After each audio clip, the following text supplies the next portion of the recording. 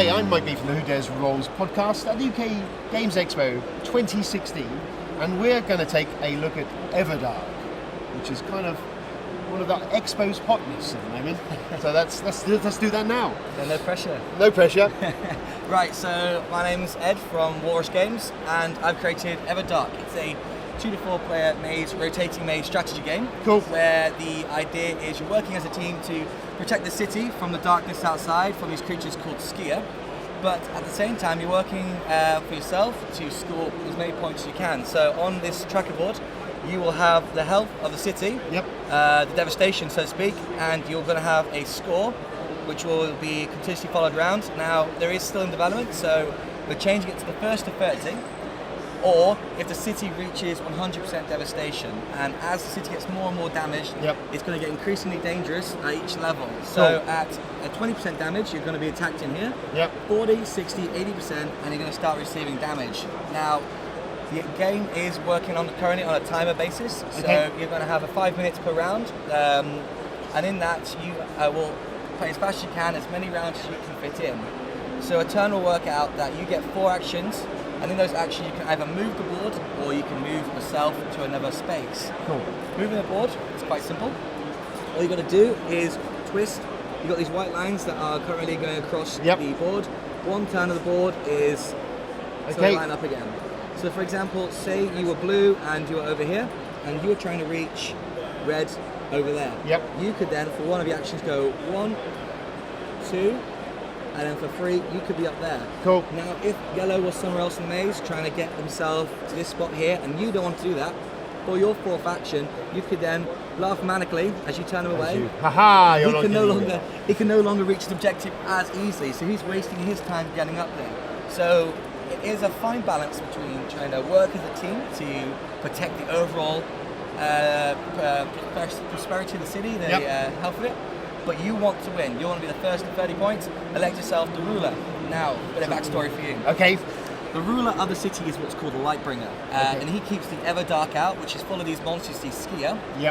When he dies, it's plunged into darkness, into chaos, and you, as a guardian, which is one of these chappies, you have to work together to prove your worth that you should be elected as replacement. And when you have proven your worth, the lights will turn back on, the darkness is pushed back out, and if anything is left standing, you will rule over it. So you want to make sure that as many people survive as possible. Cool. And so that is essentially the element of the game. If you fail events, now you will have 5 events in your hand. So events look like that, and on them you will have 2 numbers. You'll have a higher number and a lower number. Now, individually, if you're doing it by yourself, you will need to roll for that, the higher number. So you have a D6, 1 to 6. If you were to roll that, say you rolled a 5, you still need 4 more to get to that 9.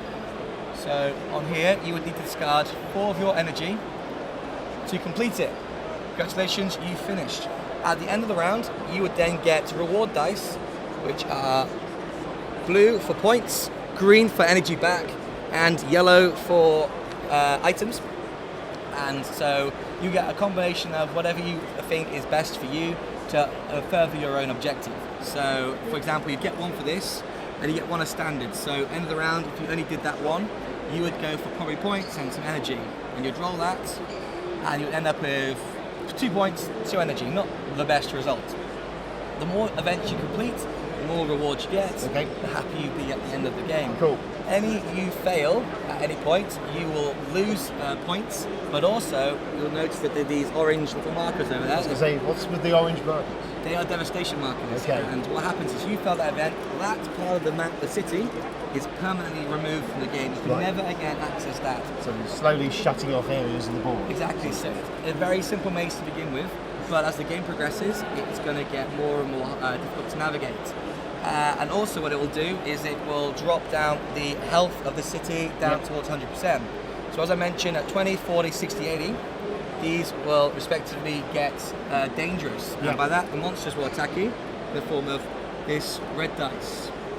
So you would roll the Skier dice with your white dice, and for example, if you rolled, say, a 6 on there, and a 2 on your white dice, you would lose 4 extra energy, and that 4 energy could be the difference between life and death. Yeah. If you only had 3 energy left at the end of a round, you lose all that, you die. Now, we're not having permadeath in a long game, Okay. but you will lose all your points, all your items, and you will start from scratch So at the beginning. It's pretty bad.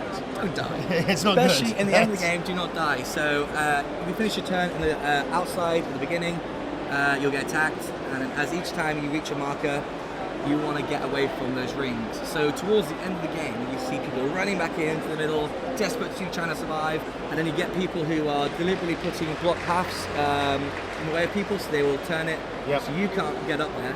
You're going to waste your time getting around it, you won't make it back, you risk dying. So it gets a bit heated towards the end, very tense, Okay. as you're planning a route, someone moves the board away from you. Oh, have you done that for? Exactly. And yeah, so people get very upset towards the end. So I really wanted a game where there's a lot of teamwork involved. Yeah. You can alliances quickly build and fall apart as he storms ahead with points. And I wanted something that fluctuates. See, no set winner. Just because you're doing well at the start doesn't mean you're going to win at the end. Cool. And so it's semi-cooperative. Yes, another thing was on the cards, you will have a smaller number. If you ask for support, each player can support one player for that Okay. event, and that would then lower, we give them this token, would Right. lower that result to a 6, makes it easier, but they get an extra dice at the end of the round. Right. So, it's- you help me, I help you. So for the bigger of harder events, you want help. You don't want to get people involved otherwise. Cool. So, I mean, this has been very popular at the expo, which is kind of cool. You guys, I mean, your first time out the gate on this, aren't you? I started back in January. I do it by myself. My brother's helping me for the Yep. events, but it's been a lot of work, and I'm absolutely blown away by the Yeah, response. I've heard a lot of people. What drew us to come and find you guys was that people were talking about Everdark. Well, Everdark was in Everdark and the box, Not which just, we've seen. not just visitors to the expo, people established in the industry 10, 20 years from big companies are coming over, and they're expressing interest, and they want to see this really take off, So, which is really humbling it's kind of cool. and exciting. It's Yeah. cool. Well, I look forward to seeing how this progresses and where this goes, because Yeah, me both. it's already cool, and I'm quite a fan of games with this whole board manipulation going on, and the theme is it's cool, and it's something different. It's novel. There's nothing like this, so which is kind of cool to begin with. Yeah, I'd be interested to see. Now, obviously, you don't have a set release yet, because a lot of stuff is possibly going to come from Yes. this weekend. So, really, it's the best place people keep in touch and follow where Everdark goes from here. The best way is just to come onto the website. Yep. My website's www.thewalrusgames.com. Yep. And on there, I'll be constantly updating people for information developments, the release of the Kickstarter, which is now being pushed back to mid-year.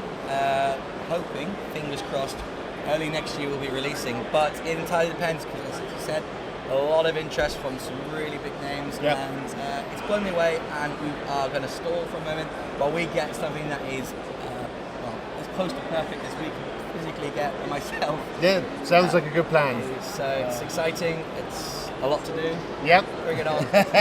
Well done, sir. May I you. say? I'll shake your hand. Thank you very much. Well done, and I'm looking forward to see what happens with this. No, it's because it's the kind of same. cool. I like it. Yeah. Thank you very much. All right. Well done. All right, thank thank you. you.